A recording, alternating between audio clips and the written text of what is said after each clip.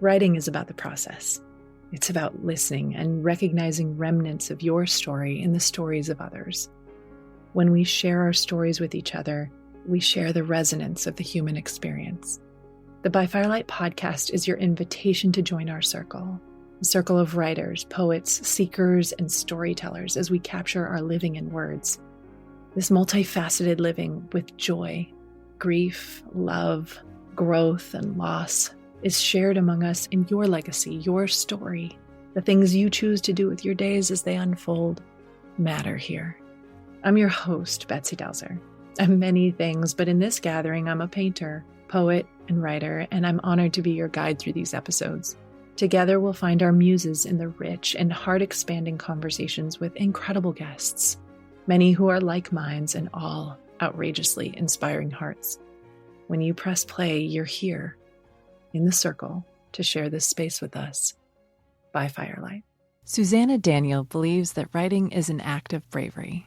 She's been supporting writers since leading her first Book in a Year workshop in 2013. Since then, she's guided hundreds of writers through the drafting process. Her debut novel, Stiltsville, was awarded the PEN Bingham Prize, and her second novel, Sea Creatures, was a Target Book Club pick. In 2013, she co-founded the Madison Writers Studio with author and friend Michelle Wilgen. She's a graduate of Columbia University and the Iowa Writers Workshop, and her writing has been published in Sewanee Review, Newsweek, Slate, One Story, Wisconsin People and Ideas, Significant Objects, Epic, and elsewhere. Before co-founding MWS, she taught creative writing at universities for 10 years. Her third novel, Girlfriending, will come out next February. Her online course and community, Write Your Novel, is the culmination of everything she's learned about writing, getting through, and finishing a novel. Well, Susanna Daniel, it is wonderful to have you today. Thanks so much for being here. Thanks for having me. I'm excited. We just spent a good amount of time catching up a little bit here, but it's fun to remember meeting you for the first time right before the world shut down. That's just wild. We met just before COVID at a great big YWCA event, and then I've just followed your work ever since. I'm really excited to bring your work and your expertise to our listeners. So thank you. Really, really thank you. Thanks so much. It's been such a rich 5 years, hasn't it? I mean, yeah. What an amazing time to be alive in all the ways. Absolutely. You know, what's interesting, I was recently listening to a podcast of someone else's that was recording during that time, and I almost had to go double speed. Like, it was bringing me back to, because they were really immersed in the uncertainty of that time. And I was like, oh, that's what that felt like at the time, you know? Yeah. I think we're only just starting to get back to like being able to talk about that and to live in it again. I just read a book that was set during the pandemic, and before reading it, I thought, who published a book set during the pandemic? I mean, it's like, what? Yeah. Why would anybody want to read that? And then I read it and I loved it, but it had to have been the exception, and I don't think it could have been published any earlier. Wow. So I love to ask people, if you were to imagine your younger or older self, either one, what would she want to tell us today, just as a form of introducing yourself? Oh, I think that she would be really happy that I have sort of radicalized a little more than I ever had been. I think I used to walk this sort of line for most of the decades of my life between sort of being, popular or easy. And I'm no longer those things. And I think she'd be very happy for me. Everybody in their 40s will tell you, like, it's the age of not giving a shit, but it really, really is the age of not giving a shit. And I am almost 50, so I'm excited to see what that age is going to be. Yeah. I consider myself almost 50, even though I'm really almost technically 48. But I wonder about these years just prior. Right? Like the years just prior to a quote unquote big age, or a big chapter page turning and page break, so to speak. But I'm wondering, like, do you do anything in preparation of a decade coming to a close or a new one starting? Like, how do you think about that? What I did when I was 47, Betsy, is I started taking care of my skin. And I know that does not sound radical at all, but it has been a huge thing for me over the last 10 years. Like, just caring for my skin. And it doesn't mean that I'm spending money, but it's not insane money. It's not La Mer money. And I've actually found so many products that I just, they're part of my day. And it's like if I didn't brush my teeth, that's how it would feel to not take care of my skin. And I mean, every once in a while I don't brush my teeth, and every once in a while I don't take care of my skin. But then you're like, know it all day. Like, I forgot to brush my teeth. And that was a huge part of me turning 40. The other thing that I did was I reevaluated whether or not I wanted to be in my marriage, whether or not I wanted to continue writing the same books I was writing, and what life experiences I was not going to get if I stayed on the track that I was on. Yeah, it's so relatable. I mean, honestly, turning 40 for me was a huge moment of also evaluating kind of where I was in relationship. And still, I look back, and I was texting with a friend who's really struggling right now in her marriage and relationship. And I said, like, ending it's really, really hard, but staying in it was even harder. And it just got to that point where those options, it was like there was one that was excruciating, and then there was one that was even more. And that's what tipped the balance. Well, and I think it's like easy to ignore how excruciating it will be on balance if you stay. Mm-hmm. But when you're really faced with, it's midlife, right? So we know that our days are not forever. And that knowledge changes the quality of what we want to do and how we want to live. And I don't even know that I could have articulated all of that at the time, but I knew I did not want to be the person that I was in so many ways. And I knew that I really wanted to amplify parts of myself that I could not.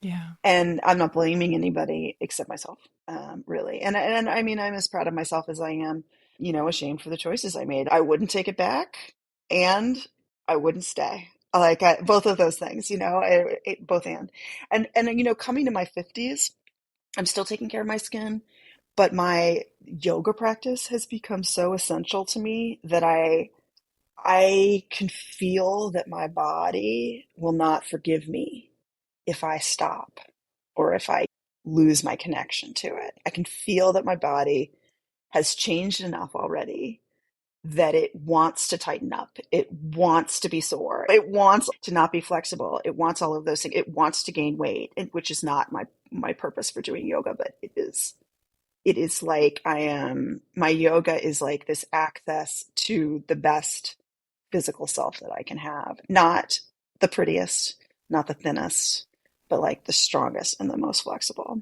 Yeah. I didn't know we had this in common. I am a huge yogi. I love it. I started a practice in 2009 when I was wearing my son in like a baby wrap, and I totally yard sailed. I took a tumble, and in order not to fall on my baby, I like cranked my low lumbar spine and came crashing down at the public pool, people. It was like full drama. So I just remember like getting up, the whole scene feels really dramatic even in my memory, but like my back, I was like, oh no, like this is not right. And it was my first huge spinal injury. And so I was trying to just figure out, I was 31, and I was like, how do I run again? How do I chase my 4-year-old around? How do I do this? How do I do that? That's how I found yoga, is really for therapeutic reasons, and just totally got hooked. And now I have literally severed mid-metatarsals in a car accident in my foot. I've torn my ACL. I've had lots of injuries for random reasons, and I've practiced all the way through, because to find the mat and find your breath, and your body requires it of you. So exactly, I know exactly what you're saying. Like, my body has a voice that will not hush. Yeah. And if I hadn't found yoga, like not being a particularly coordinated or athletic person, like I swim laps, but that's about it. I've never been a runner. I've never played a sport in a serious way. And if I hadn't found yoga, I don't think that I would have the relationship with my body that I have. 1000%. And just also, there's so much grace underneath the layers of like, oh, I remember I remember you, even though we didn't know that that existed. I'm exactly like you. Yeah. I played on JV tennis all of high school. They gave me an honorary letter and a jacket just because I made it on JV the whole 4 years. Good for I you. mean, I don't know that my parents really gave me an option, and I was a rule follower at the time. But it's just funny because like I just wasn't an athlete in that sort of way. So to find a practice that I go and just sweat my brains out and enjoy the community and like have just seen and felt the evolution, it's really powerful. It really is. Mm-hmm. There's so much in common with writing. The scrim that builds up when you don't do it, the fear that builds up when you don't do it, fear of getting back to it, and then that that absolutely requisite need to quiet your inner voice. That voice that's telling you you're doing it wrong, or you don't look right doing it, or it's not getting you anywhere, or nobody wants to see you do it, whatever that is, that voice is so loud in a writer's mind that it's absolutely the reason why we don't create as much creative work as we should, right? Is that inner editor. And with yoga, you have to learn how to put aside what you brought into the moment and what you're going to return to. You have to lay those things aside. And it's a practice that, you fail and you succeed, and you fail and you succeed, and for the rest of your life. Writing is a practice. And until we sort of act like that, when we think of it as like a path to publication, or even like therapy, or if we think that each individual project is going to give us some satisfaction or meaning at the end, instead of realizing that the satisfaction and meaning are in the practice itself, that's where we lose writers. And I watch people fall away from writing all the time, even though it's brought them so much.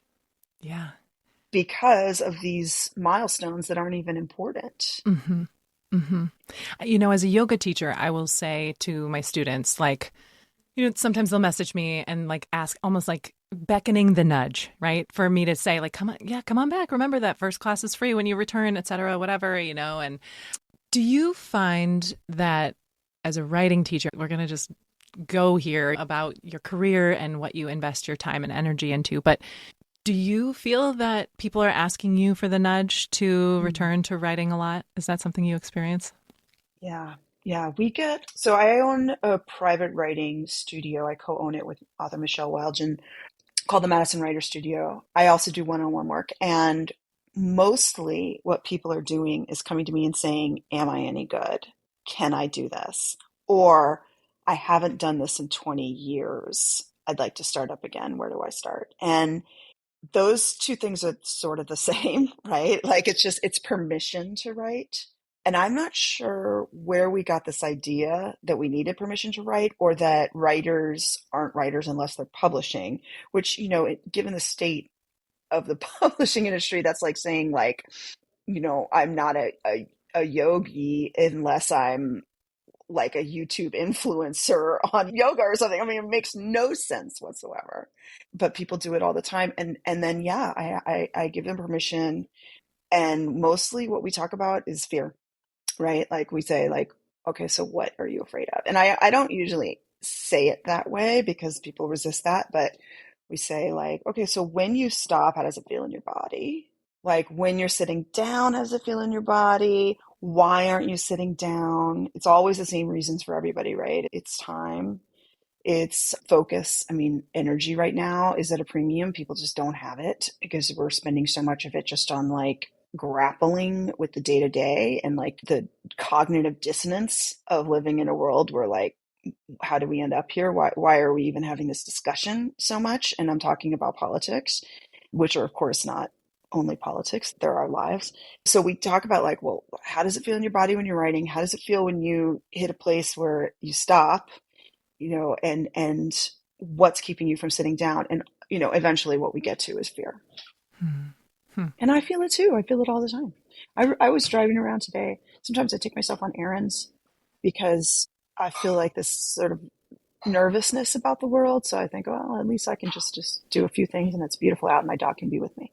So today I was driving around thinking about the story that I'm writing, and basically from the beginning of the drive to the end, I went from feeling really kind of excited by it and like almost like feverishly invested in it to being like, why am I writing this? That makes no sense. Who's going to read this? Why would anybody want to read this? I am not immune. Yeah. Yeah. Oh, man. Okay. So last year I mentioned before we hit record that I was an administrator, and I was an administrator at a middle school. Okay. And I'd never been a middle school, principal, dean, associate principal. I'd never done that before. And it was something that I was stepping into in an interim kind of emergency situation. And so I did it not really feeling like I was choosing it, but more so that it was choosing me, right? Like it was a timing thing. It was a favor thing. It was like, well, this is what life has offered me, right? While I'm in that scenario, I did find my body and my mind and my system under a lot of stress. And there are lots of reasons for that, but I was finding myself under a lot of stress. And I would be like, Bets, babe, like you're a yoga teacher, you are a mindfulness coach, like I worked for years in coaching people in mindfulness and meditation. And I'm like, I have the skills to bring myself back to a regulated state. I have the skills to not get caught in this rumination and spin cycle that my brain is taking me down and thus making my life a lot harder. Like I know I have those skills. And sometimes I would feel both, right? I'd feel compassionate toward myself because I had the skills and I was still that stressed. And I'd also feel a little frustrated because I'd feel like, oh man, I really want to be in that state of calm and peace again. And I feel so far from that. And I know I can get there. When you are writing yourself and you have that spectrum that you mentioned of feverishly excited and really kind of in it to then like by the time you get home, a little lackadaisical and like, well, who's really going to, doubting or whatever. When you have that kind of journey within an errand run, do you find yourself thinking like, man, Susanna, like you're a teacher of this, you know how to get yourself out of this, or kind of coaching yourself? Yeah. But then there's like that voice inside that's like, no, you're the exception. Your stuff really isn't worth writing. Everybody else's is. Everybody else's is, but you're the exception. Yeah. And you know what else? I've really learned that you were talking about how it feels in your body and that how stress sort of presents to you and as if like you're wrong, right? Like something's wrong. And what I try to do is I ask myself like, okay, well, like what is wrong? Like, what is wrong here? What are you ignoring? I don't want to have to wait until I like dream about it 50 times to finally figure it out, right? Like, why is it that this particular topic is hitting so hard and is bringing up so much for me? I tell people all the time, fear and confidence are super, super closely related. And I would also tell my younger self, as we discussed earlier, like just there's no upside to losing confidence in yourself ever. There's no upside to being self-deprecating, no upside to not being really into the things that you're good at. Like this is something like certain members of the population know, and women often don't. As a woman, why do I want to be self-deprecating? Why do I want to minimize my accomplishments? There's no upside, right? So something I tell writers all the time is like the confidence falls out, and I don't know why. So I'll spend a year writing a book. In 2023, I spent a year writing a book, and I'll look at my tracking log. So I sit down, write down when I sit down, when I get up, how many words I wrote and how many words I have total. And it's amazing. Like I'll have months where I'm doing great, and I'll have months where I like wrote maybe 750 words and sat down like 10 times at the most or something, like just really. And it's like, what was happening during those? I don't know. And I, even when I'm in it, I don't know what it is, but I know that if I just keep going. So that's where like, I have to tell myself, you've been here before. You just have to put one foot in front of the other. And nobody wants to put one foot in front of the other. We want reassurance. And we're the only ones who can give it to ourselves. And we can only give it to ourselves because we know we've been there before. And that's true with everything, right? Everything. Of course, if somebody were telling me that like in a, persistent way, they were feeling physically uncomfortable at their work, I'd be like, you need to find new work, right? But if somebody tells me that in a persistent way, they're feeling physically uncomfortable in their writing, I'm like, stay with it, keep going. So I don't know, right? Like I've never encouraged someone to stop writing. I have lots of people who have. I think about them and I feel sad that like locus of meeting, that like opportunity to find substance in your life is gone for them. But I've had people tell me it just hurts too much. I can't do it anymore. So you use the term confidence falling out, like is that something like a floor that just drops beneath you? You have it when you go to bed and you don't have it when you wake up. I don't know why. Maybe one day I will. Okay, this is comforting to me though that you don't know why, because I feel like of all my guests so far, I would imagine that somebody who guides this process would know. So to some degree, it's like really comforting to me to know that you're living in that question. There isn't the answer to why. A question though that I have is when it falls out, the ground falls out. Is there a slow rebuilding? Is there just it just reappears? You know what I mean? Like, is there anything that you've seen in terms of a pattern, or do you know when the confidence falls away? Sometimes I think that can be like vaporous, right? It can be just kind of like, like I don't know, and then I don't know. Slowly, the road will reappear, and you just get back on, and like you said, keep going one step at a time. But what if you don't, right? But what if you don't? That's the thing that confidence can do, is that it's like it can trick you. It can trick you into thinking that it's there for a reason. So if I have confidence in the evening and I don't in the morning, I might be tricked into thinking it's because I wrote badly, because my brain isn't up to the task, my skills aren't up to the task, my topic isn't good enough, like my story is not compelling enough. Like I can definitely start to go down that road. And I promise you, the reassuring part about the fact that I don't know why the confidence drops out is it has nothing to do with the writing. It's the critic inside. Yeah. Yeah. And I mean, it could be other things too. It could be like, I think we all have cycles of grief in our lives, certainly after a certain age, and we have cycles of stress in our lives. And it could be those things kind of chipping away at that fundamental core confidence that we need for ourselves. I don't know, my kids play sports, and I'm not a very good sports mom because I get like terrified when they're playing badly and elated when they're playing well. And they're always like, Mama, like you're going to play badly, you're going to play, like and then of course they're hard on themselves, but they're also like, they understand. I've never played sports, so I don't really they understand that some games go well and some games go badly. And it's not really completely under their control. And they just keep going. Right? You just keep going.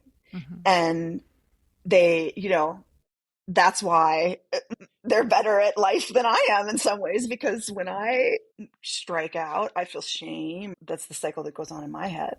And then I have to talk myself out of it and everything. But they don't do that, because that's sports, right? You're up sometimes, you're down sometimes. It's life. It's really life. Yeah. Well, and to jog back to yoga for just one beat before we dive into your writing, I feel like sometimes I'll hit the mat and I'm like, oh, today is just not the day. And then I'll leave the practice and it was strong and it was powerful and it was something that totally surprised me of what unfolded, right? And vice versa. Like it'll happen too, where I'll come full of energy, ready to go, and I am falling all over the place, right? And I'm just like, where is my center right now? Like I didn't anticipate this practice to feel or look or sound like this at all. I think that there's some of that surrender that you were expressing about your kids and their sports with me and the mat, Right. But so you bring that to your writing? I think so. But what keeps coming up for me while you're talking is a little bit of, this is a through line that has come up in other conversations on this podcast, and that is around like meeting yourself with compassion in the process, right? Like the compassionate voice, a compassionate partner, a compassionate caregiver to myself. That ultimately is what lets me go, okay, well, that practice sucked and I'll come back tomorrow and try again. Or that moment where I'm just kind of like drumming the pen on the table and I just can't get to the next word or line that feels like the right fit. That's the moment where it's like, yeah, you could pitch the pen across the room, or you go, hey, babe, for now, we're going to roll up the mat. We're going to roll up the journal and start again tomorrow. And it's a softer landing in that space. Mm-hmm. And it's still a better day with yoga, even if it's even if it's a week practice or if you show up weekly, like it's still a better day with yoga. And any day is better with writing. If the way that we live our days is the way that we live our lives, that's true for me. It's just not good enough if I'm not writing. And I have plenty of times when I'm not writing. And I know lots of writers who don't write regularly. Karen Joy Fowler says she writes about 9 weeks a year, and that's when she writes her books, and that's it. I don't know. That doesn't feel to me like it would sustain me the way that writing in a more regular way does. Yeah, that feels like a fire hose of some kind, Right. Like I would go to a yoga retreat and then I would just like roll up my mat and put it away for a year. I don't want to do that. I want to go to bed feeling like I tried. Mm-hmm. I am a painter that way. I have to say, this painting and behind. You do a lot of stuff. Well, I was an art teacher, so it's like you just like it's a lot of fun just to try things. And I'm a 7 on the Enneagram, so it's like we would just try everything. But okay, I'm a 4. Painting is something for me where sometimes it's just because it's so messy and it's so like immersive. I will pull it all out, turn my living space kind of into the studio space, like dive in for maybe 1, 2, 3, I don't know, maybe the longest I've really done that for is 4 or 5 weeks, and then put it away for a while. Let it sit, let it do its thing, and then come back to it. And sometimes when I come back to it, I just white it all out, and start again. But there are a lot of parallels. So let's talk about your writing, actually. I know that you have been a writing teacher for a long time. Did you come to writing kind of through, like, was that an avenue that you started out, like, scholastically? Did you study to be a writing teacher, or what's that story like? I never thought I would be any kind of good teacher. I was on this path in publishing after graduating from college. I lived in New York. I was on this sort of publishing path and I was offered an editor position, and it was like a big deal, but not a big deal. It was like a good job, but it was in educational publishing and I wanted to be in fiction and nonfiction.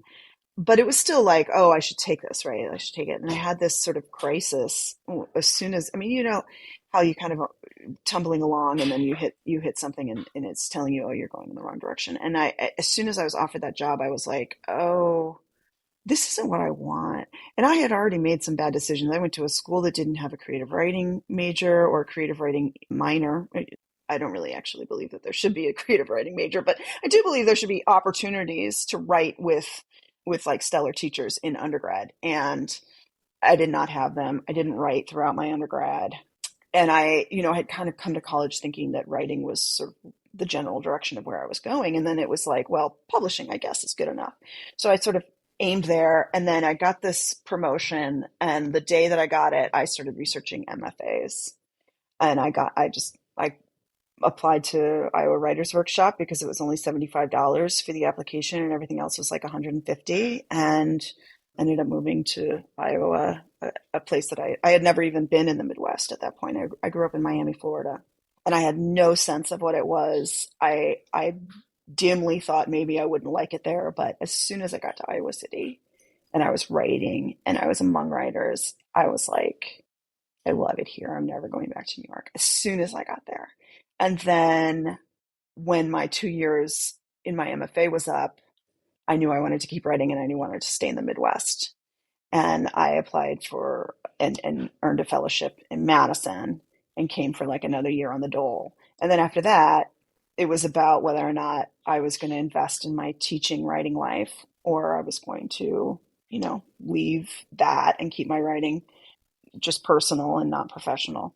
And I just didn't like any of the potential of that non-writing commitment and that non-writing profession. I just really wanted to stay in it. So I started teaching at the college level, or I continued teaching at the college level because I had done that in grad school and in my fellowship. And then I started the Madison Writers Studio after my second book was published.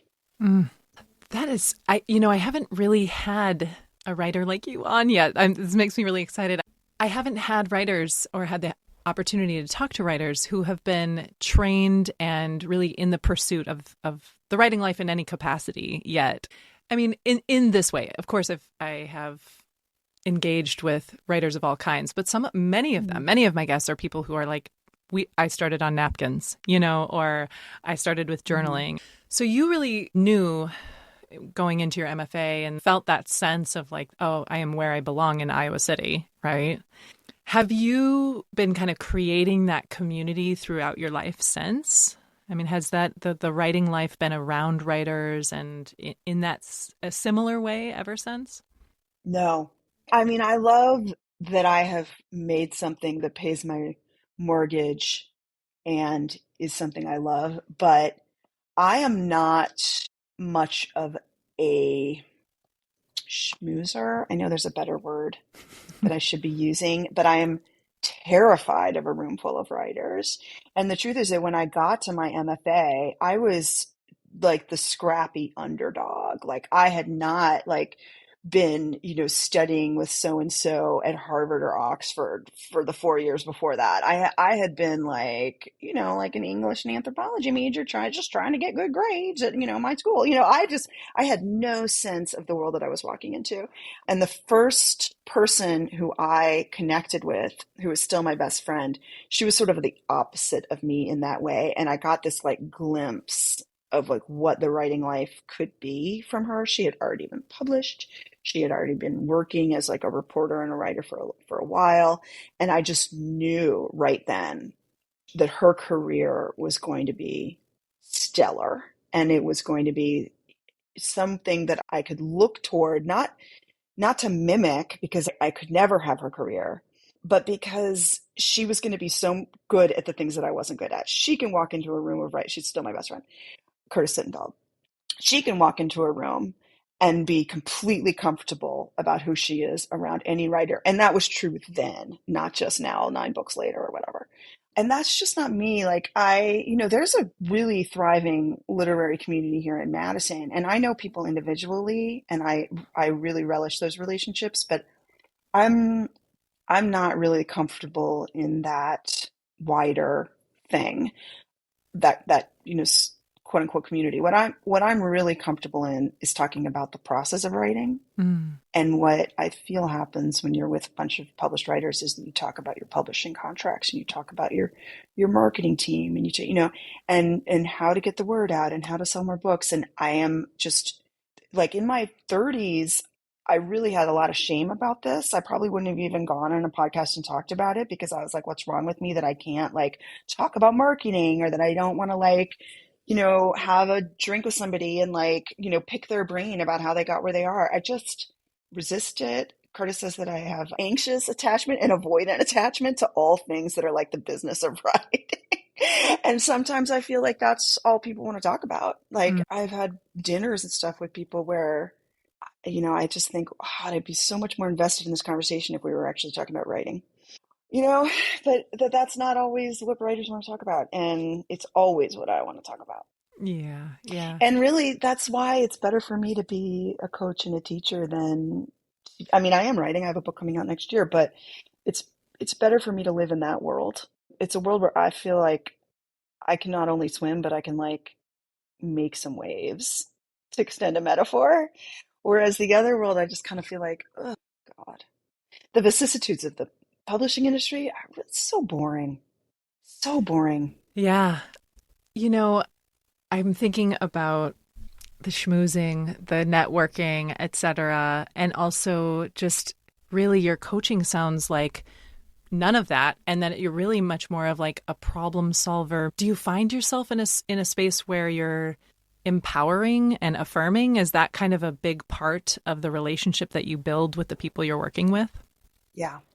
Yeah. So I do a lot of coaching. I do a lot of editing. And you might think, well, those are the same things. But the coaching is accountability, it's feedback, it's cheerleading, right? It's those things that keep us going. And it's dismantling this absurd idea that art happens in a vacuum, that, famous writers are out there just scribbling away and then handing it over, and that's it. Of course, we all have writing support systems. The only people who don't have writing support systems are people who haven't written yet, or haven't written enough, or haven't been published, right? So like I am that writing support system for those people. I also do editing. Now, editing, again, like your editor self and your writer self are two different people. You know that as a writer, and you know that they're both really, really important, but that your editor self will like sabotage your writer self any chance they get, right? They will only help if they can be patient, if that editor can be patient, if you can like be compassionate about yourself and ask them to wait. So when I edit, of course I'm encouraging. I'm still a cheerleader, but like my feedback is about, clarity, sense, meaning, and the reader experience. Those are the four things that I really focus on. So it's pretty tough as an editor about like, if you're not being clear, this is how we're going to get there. This is how we're going to make more sense out of this. This is how we're going to deepen the verticality, the meaning, and the theme of this book, or this short story, or this memoir, or this essay. And the reader's experience, whether or not the point of view is immersive, why it's not working in some places as well as it is in others. Those kinds of nuts and bolts stuff, that's what I do as an editor. As a coach, it's really more, it's like a broad, encouraging kind of thing. Mm-hmm. You said that sometimes people come to you and are like, am I any good? And I wanted to ask, and it's a pretty vulnerable question, so feel free to be like, skip. But do you have to tell people no? Like, do you ever say, no, you're not? Like when they're asking, am I any good? Or do you have like a workaround to get them to the place where they can find some goodness in what they're bringing? Have you ever written a bad poem? Yes. Right. So have I. I have written badly. Right. So I just don't even believe that that's like a valid question, like for them to bring that to me. Sometimes people say like, can I get published? And I'll be like, no, you cannot get published with this. I will say that. This will not get published. You can publish it yourself, but you cannot go to an agent with this. And then we'll talk about meaning, sense, clarity, reading experience. But no, I don't, because I have had the privilege of teaching a year-long workshop for 13 years. And I am not just saying this. And I'm sure that there's some piece of you that will not believe me when I say it, but you would not believe the improvement from day one to the end of the year. It is, I mean, we can start out with some pretty rough stuff and end up with something that can definitely be made into a publishable book. It is amazing. And it's like, what is good? So a lot of people are not writing to publish, which is something that I love, because I'm really into, I fight with myself about it because I want to be published. I don't want to write a book and not have it published, but I do want people to feel free to write what they need to write without aiming toward that. And a lot of people do. And I'll tell you, it's people who are 50 and older. It's people who understand that the value of their lives and their life stories does not rely on some, 24-year-old editor in Brooklyn. Mm-hmm. Mm-hmm. And, are those books publishable when they first come to me? No, but they can get there, or they can get to a place where they can give it to their children, they can give it to their grandchildren, they can give it to their spouses, or they can, just know that they've made something that only they could have made. And I know that sounds like sentimental or treacly or something, but it's incredible what options there are when you stop judging it by this like linear path to publishing. And so, no, I don't say it's not good enough. I say, you don't have the skills yet, let's work on that. But it is not rocket science or whatever. Like, it isn't. You can learn how to deepen your point of view. You can learn how to make a good plot. I'm still learning how to make a good plot. You can learn how to make better sentences. Mm-hmm. Mm-hmm. Do you, when you are starting a body of work, let's just say, whether it turns into a novel or not, do you have a set starting point, or does it change? And what I mean by that is, do you start with kind of a general idea of a plot, or is there ever a character that just like feels like it's a life force that you need to bring to life? Like, what is that process like for you? I wish that I were the kind of writer who was like, oh, I know that I want this character experience, this plot point, And then this this climax and this day, I just don't have that in me. But what I usually start with is like a really, really strong emotion I can't get out of my head. So, like a heartbreak has been a big thing for me recently. Anger. I never thought you could write from anger until like a couple of years ago when I started doing it. I thought that that was always going to result in something that's like not fit for a reader, but actually, anger can be a really powerful bridge to another person. People want to hear like what's going on in your life that's making you angry, and they want to like side with you, and they want to feel their own anger stoked by it. Again, like that was not something that I realized until I started writing from anger. And then I think a lot of people right now are writing from a place of searching for hope. What are our children's lives going to look like? What are our grandchildren's lives going to look like? And how can we like almost find some kind of guide through that wilderness? I think that's why we're getting so many really good dystopian narratives now, is that we have to find some way through it. Do you stay close to your life in the stories that you tell or in the themes or characters? Like when you said heartbreak or anger, is that something that's kind of coming out as a byproduct of what you're going through personally? Or do you really kind of take it down a different thread creatively? You pull something from life and then you recontextualize it. So like, is it from life? Is it not from life? I have become more and more autofictional as I've gotten older. I don't know that that will reverse in the future. I don't think that it will. So my first book was told from the point of view of somebody who's, postmenopausal. I was 24 when I started. It was pretty geographically autobiographical and otherwise really not at all. And then my second book, very similar, like not autobiographical and yet set in my hometown and among the people I knew and the places I knew. Now I'm writing less geographically autobiographically, but much more autobiographically. So last year I became a short story writer for the first time since graduate school, and I published 2 short stories, which that's a kind of big deal. Like you don't publish 2 short stories if you're not a short story writer. Like it really told me something like about trying something that you didn't think that was your wheelhouse, right? Like I thought it was a novelist, not a short story writer. And then I wasn't writing a novel and I thought, you know what? I really want to say this. I want to do this. And both of them became bigger things, but both of them were really directly from life, just immediately from life. And then one of them, it became the book that is coming out next year. And that's something people want to talk about too, is writing from life. People want to write for life and they don't think they can.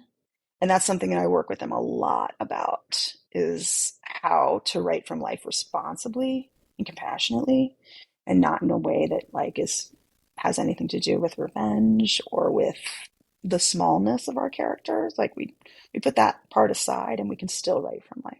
I have people say, well, I have a book I want to write, but I can't do it till my mother's dead, or, and as somebody with a dead mother, I think, well, okay, all right. I mean, I hear you. And I have never had a good sense of what will hurt people from my own book. So if I were to have eliminated things that I assumed would hurt people, I would have guessed wrong, and I would have left in the stuff that they would have hurt. So what I say is write it and then ask. Just ask. Yeah. Yeah. Can I write this? Can I publish it? And people tell you. This the quote that you just said about the dead mother, I have to be honest that for a long time I would say to one of my 2 therapists ago, I would say 2 things are going to happen when my mother dies. I'm going to become Buddhist and I'm going to get divorced. And she would always just sort of like look at me over her readers and go, like she'd sort of peer at me and be like, why are you waiting? Because she's going to die and she's going to still be here. The story is still the story. The feelings that you have, the reasoning that you have will be alive still. And so you need to examine this with her alive, Now, what I will say is I did get divorced and my mother is still here. And I would say I'm Buddhist curious, but I'm just not, I don't love committing to much anymore. Yeah, that sounds like a time commitment, man. No, you have a lot on your plate. But it's interesting because I was always like, when I tell you, like, for the last 2 decades, I had in my like mind, I was going to write a story about being a recovering evangelical. And through actually, really honestly, I'm gonna be honest here, through this podcast, I have been inspired by writers and their processes and I was kind of like, Betsy, you just have this thing that's like this concept, you might as well play with it a little. And here's what happened. I started reading and immersing myself in other people's memoirs and stories of really that era of evangelicalism of the 80s and 90s.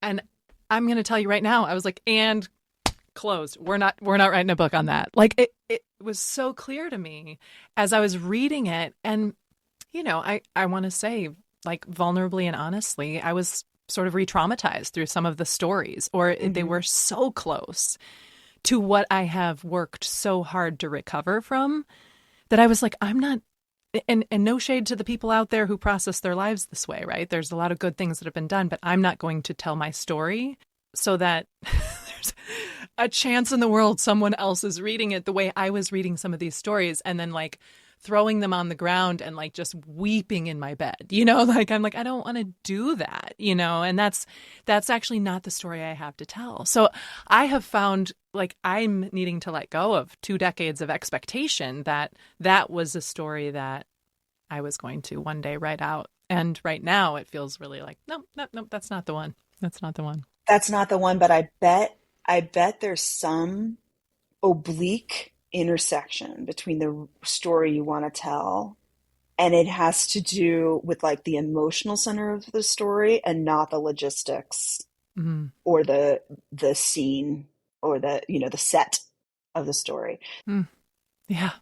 Let's go into your life guiding others, because this year-long process, here's what I know right now. There is somebody listening who is like pulling over their car, writing down where they can find you. You know, they're going to look at the show notes. They're going to be so curious about this. And I know this because I feel like there's a listener who is an avid writer. There's a listener who is a dormant writer. But all of them probably have some curiosity around like, am I a candidate for this year-long process? You know, what do people come to you with? Are there any prereqs or things that they should like sort of have, or a level? Or are you like, no, you'll take anyone with a vision and a dream? Like, what is that like, just to start that year-long process?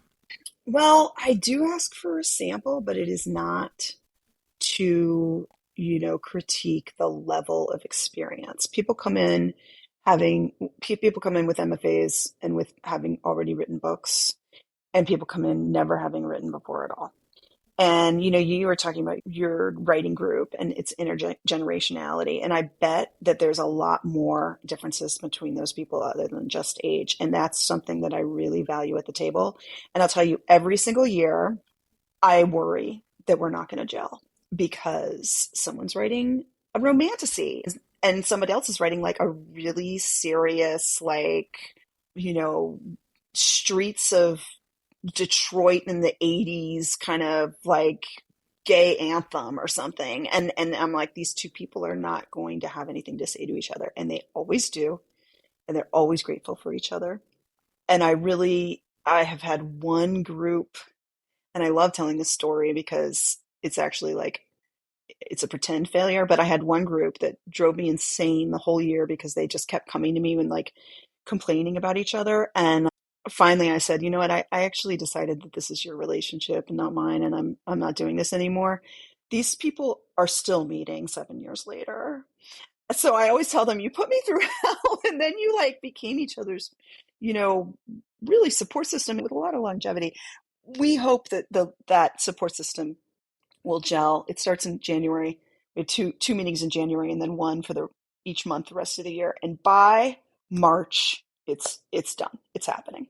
And people are just happy to be at the table and happy to see each other. And there's crying every once in a while, not because anybody's being mean, but because it's really, really an exercise of trust.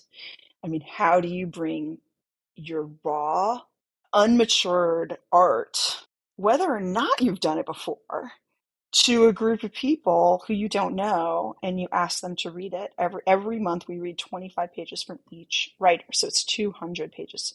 So the question that I ask of people before they are signed up, before I take their money, I should say, I ask them to talk to me first. We have a little video chat, and I talk to them about how much reading they'll be doing and how open they are to committing that time and that energy to others. Because, and I always say this, but every time you read a piece of new work like this, original work, and you give it your serious attention and you give it respect like this, you become a better writer. So it's really not like, can you give of yourself? It's really like, do you understand that this is a trust exercise, goes both ways, and you benefit from everything you do here.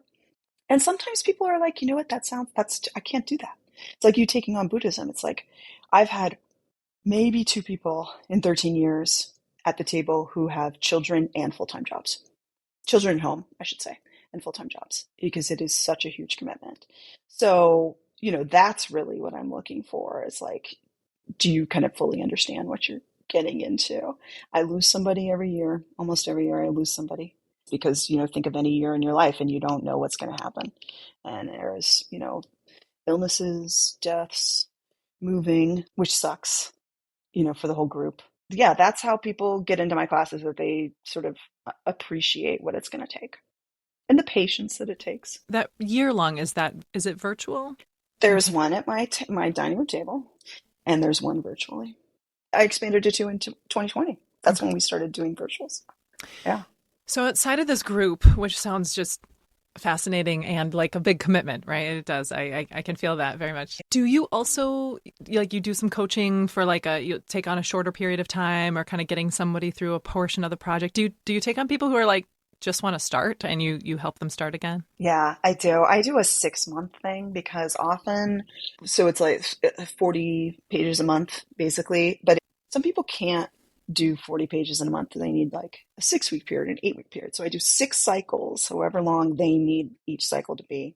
And then by that time, they're often ready to do it on their own. And if they're not, we'll just keep going, prorate it, So yeah, I do like a 6-cycle coaching thing that's like, start from the blank page and move forward. And again, that's that, difference between being an editor and being a coach. So I'm sort of walking that line. I am editing, in that I'm like providing some craft skills and giving them feedback on it. We all have our writer's tics. We don't see them, and I see them. I see them when they're other people's. I don't see them when they're mine, and so I'm giving feedback on that. But my main goal is for people to keep going, because so much just stops. I mean, how many people do you know who have half a book in a drawer? And there's a huge difference. And people can go as slowly as they want. All progress is progress. If you write once a week, 500 words a time, and you're aiming toward like a good size, right now we're really looking at about 75,000 word novel right now. You're really looking to stay under 300 pages. If you did that once a week, 500 words, you'd finish your novel in 3 years. So if you're writing and you don't stop, you will finish your novel. And you'll say, oh, I'm a slow writer or whatever. And it's like, no, it doesn't. You're not a slow writer, because I could be writing 3,000 words a week, but stop after 6 months and not finish my book, right? So it doesn't, writing is it's so much, but it's also math. And my goal as a coach is just, you're going to fall off the horse. We're just going to get back up. We're just going to get back up. We're just going to get back up. We're going to keep going. Mm-hmm. Mm-hmm. I have a couple of simple tools in my pocket when I'm thinking about working with people around their breath or getting regulated. And one of them is just 3, 4, 5 breath, inhale for 3, hold for 4, exhale 5. It's so easy for just about anybody to remember. And you can do it while you're driving, because it'll just pop to your mind, 3, 4, 5, etc. Is there a small, is there a cheat sheet or a small cool tool like that when it's about getting to just getting the words on the page or getting the words on the screen? Is there a 3, 4, 5 version of that in the writing world that you're like, oh, this one is almost foolproof? Is there anything like that that's a little simple to remember, or a simple starting point? A couple things come to mind. The first thing is that I really believe in tracking your progress. It's not something I came to until my third book, and I really wish I had come to it earlier. It is just psychologically, and I'm sure there's somebody who's better able to explain it than I am, but psychologically, it just makes a really big difference when you see that you are making progress, even if you feel that you're not making progress. That cognitive dissonance. Jerry Seinfeld is not somebody who I usually quote, but he has this thing called "Don't Break the Chain," and he said it years ago, and people still use it. He had a calendar on the wall, and if he wrote that page, that day got an X, big red X, and if he didn't, he broke the chain. And so when people are not writing at all, what I ask for them is to write every day. And it doesn't matter how much. One sentence, one idea, an image, and not to break the chain until they feel they're ready to not do that anymore. And then you could write once a week and I'd be totally happy. I don't like for people to go longer than a week without writing. It starts to correlate with drop off, with that sort of semi-permanent drop off that we can see. I also really believe in accountability, and we all know that. We know that deadlines do something for us. So that's why, that's why coaching in all disciplines is such a big deal now, right? And then I also say, like, if you don't know what to write, put two characters in a situation and make that situation active. So even if they're like painting a wall, I actually have a scene in my second book where I did not know what to do. They're painting together, just like painting a wall. One of them's doing the trim, one of them's doing the wall, and they have a huge fight while doing it or whatever. But I didn't know that was going to happen. Just put two people in a specific place, not like they're in a coffee shop, but like a specific place that you can describe and it has some kind of like emotional quality to it. And then see what happens. Make them do something and then see what happens. Mm. Those are my, yeah. I love it. Those are really helpful. And I think that they will make a lot of sense to the people who are listening and wondering about that. Not to go back to the sticky parts, but I just do have one more question, and that is around like the proverbial sort of like writer's block, right? Like is a block, I mean, we've talked about the ground falling out. Yeah. Is it the same? Is it different? Are those nuances of the same experience that just are something that caused the pause? Or what do you think of when you are working with or thinking about writer's block? Well, first of all, I just want to say that I do believe in writer's block. I don't love like the term or whatever. It can be, you can call it whatever you want. But when I hear writers say they don't believe in writer's block, I think that's because you forgot. You've forgotten because your discipline has gotten so good. It's like a person with ADHD who has so many coping mechanisms, they don't remember what it's like to not have those coping mechanisms, right? So Amy Bender, I think it's Amy Bender, yeah. She, like when she was 21 years old, she realized that she was happier in a day that she went to sleep and she had written than when she went to sleep and she hadn't, right? So she started sitting down from, I don't know, let's say it's 7 to 9, 6 to 8, something every day. And she had like this closet where she sat down and she put like a little table in there and she still does it. And she's, I don't know, she's my age. So I think, I don't know that she has said this, but I think she might say, oh, there's no such thing as writing block. And I'm like, well, that's because you kicked it. You kicked its ass. And you've done that so long that it is like food. It's like you have to eat because you do this. And that is great. That is great for you. But not everybody has done that because they've been doing other things in their lives, you know. So I want to say first that I do believe in blockage. And I do think it has to do with confidence and fear. And I think it has to do with disengaging from ourselves the way that we have to sometimes in order to get through the day. So those days where you feel kind of like numbed or like you have no thoughts and you can still do yoga, but can you write? I mean, you could, but like, will you feel connected to what you write? Or will you feel like you did it like the way you did laundry, right?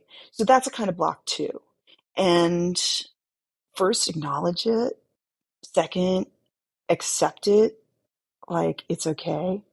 And third, I always say you take one session off. If you're blocked, you take one session off and you take yourself and you do something. You like take yourself to a museum, do something out of your comfort zone, something artistic. See somebody else's art, read something you haven't read, or read your favorite book again, something. Reconnect with someone else's art first, and then come back to the page. If it persists, and I mean, I use the standard of measurement that any psychiatrist uses for depression, right? Like if it's persistent for 2 weeks, so that's when we call it depression, right? So if it's persistent for 2 weeks and you have been trying to get out of it, you take longer off, 2-3 sessions. You say, I'm not writing. And you go deeper into that, like connecting with art. And then you get back to it, because you might not write if you're sitting there, but you definitely won't write if you're not, right? So, yeah. This has come up before where it's like art makes us come alive. yeah. The speaking of one soul to another. Yeah. And that is one of the things that helps, whether it's the energy body to get to the page or just to move through that numbness and fogginess you were talking about, to find the words. It's like immersing in a concert in a museum. Music, yes. Yeah. And feeling that aliveness. And then, I cry when I watch people doing something that they're brilliant at. And it's funny. I mean, it doesn't even, when I say brilliant, like I had a middle school play that I went to last weekend for some students. And I was like sitting down, and as soon as this like small family came up next to me and they were so excited for their child who was going to be like, I felt it all. I was like, I was on the edge of tears through the whole entire performance, watching these kids sing their hearts out and doing their thing. Their thing. And I'm so frequently moved by the human voice, but all types of things when I'm watching someone step into that place of what I imagine is an alive and brave place. I end up crying while I'm watching or taking it in. Yeah. Do you think that crying, this is something I always ask when I'm doing interviews, when's the last time you cried? How often do you cry? And do you think it's important? And the reason I ask is because I stopped crying years ago and I can't do it anymore. And I think something's missing. I think something's wrong. Do you want me to answer that question? Yeah. So when's the last time I cried? Probably at the middle school play. How frequently? I had a yoga teacher once years ago at a beach yoga class say she started tearing up, cueing us, and so her voice was breaking, and it was loud with the ocean, and there were lots of distractions, and I remember kind of like needing to sort of lean in to hear what she was saying, but she had to pause in the way that we pause when we're crying, and then when her voice came back, she said, I aim to live on the verge of tears. And I think in that moment, right, the tears came up, and I love crying.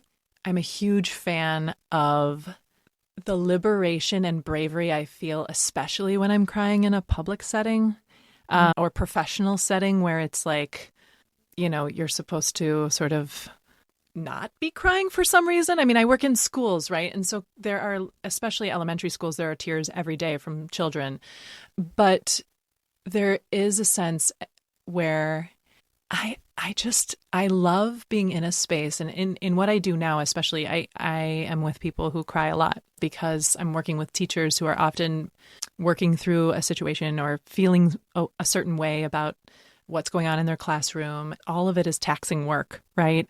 And so I will often cry with them because it's like my mirror neuron network is just rapid firing while they're expressing and opening. And I'm like somewhat of an empath, so I can really feel what they're feeling, and I got to be a little careful with that. But the thing that I notice the most on this topic is the apologies that come with crying.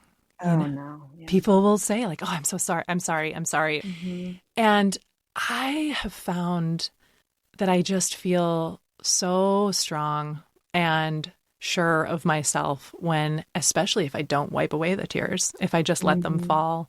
So that's, the answer to the crying thing in terms of a period in which I would imagine not crying, like you mentioned for yourself. Yeah, I think it's like a curiosity. It's almost like what's behind the door, right? Like, and am I going to stay long enough and lean my ear close enough to hear what's behind that door? Because I do think it's a natural, it's a natural way of the salt water appearing and expressing another layer of our emotional self and emotional body is through this reminder of the ocean. I think that the next phase of my life will be about uncovering my fear of vulnerability. And I think that fear of vulnerability actually, I mean, I think it's probably been in my life my whole life, but I think the strength, the kind of strength that I called on to change my life in midlife cut vulnerability away from me. It gave me strength. And those things aren't opposite, obviously, they're the same, but it gave me a strength I never knew I had. I had no idea I could do. And yet the way that I access that strength was to close something in myself that I really want to open again, because I think my relationship, my writing, my yoga, everything will be better if I can access that again. Yeah. Well, I'm happy to let that be part 2 of another conversation that we might have, Susanna, because I am here for the vulnerable, the ride and journey for sure. That's it's part of what we have to do, I think, if we want to get real honest with ourselves. And I think what I was describing of the moments where I can remember crying, especially publicly, it's a tango with vulnerability right in that moment, right? And it's an assurance of the relationship. So I'd be happy to part 2 this with you. And it's connection too, right? It's connection to the things that happen to us. They're not just happening around us. There's a connection that we feel to them. And I think I build up this, I'm an empath too, actually. And I mean, I'm affected so deeply that I think I've built up like a bit of a wall. Yeah. Yeah. I think, you mentioned being a 4 on the Enneagram too. And my girlfriend's a 7. Oh, yeah. Like some of your 4-ness, I call it my 7-ness, but some of, has come through just the lack of liking to schmooze, all the things that you had mentioned about your process and becoming a writer. I was like, oh, this is what a 4 often kind of exhibits in my experience. Yeah. Well, and I don't know what the scariest part of being a 7 is, because I'm not as well versed on it as you are, but I know that the scariest part of being a 4 is how comfortable we are being alone. Yeah. And I don't want to be alone. If I were to say the scariest part of being a 7 is, I mean, full circle back to the conversation we were having at the very beginning about being in the middle life era, is really going like, oh, like the sand is getting smaller in this jar here. And like, and how much time do I have left really to live all the adventures that I still have in my mind, but haven't really let my feet touch the ground on. That is terrifying. like, please book me a trip to Bali. Hey, where can people find you? Where do you want them to look you up? Because they're going to be wondering how to find you, I'm sure. Yeah, absolutely. I'd love for people to come to my website, susannadaniel.com. And then I also have an async course that has sort of all of the wisdom that I've accumulated that I wish I had had at the beginning of my writing career, called iwillwritemynovel.com. And then Madison Writer Studio, we do a lot of local classes, but we do a lot of online classes as well. And I wish we weren't called the Madison Writer Studio anymore, because we've really gone national.